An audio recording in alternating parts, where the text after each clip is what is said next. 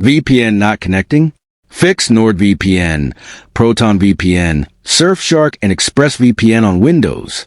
Is your VPN stuck on connecting? Or does it connect, but suddenly your internet stops working completely? And have you tried switching servers, but nothing seems to fix it? This is one of the most common VPN issues in 2026, affecting users across apps like NordVPN, Proton VPN, Surfshark, and ExpressVPN. The good news is that most VPN connection problems are not permanent. They're usually caused by simple settings like server selection, protocol conflicts, or network glitches.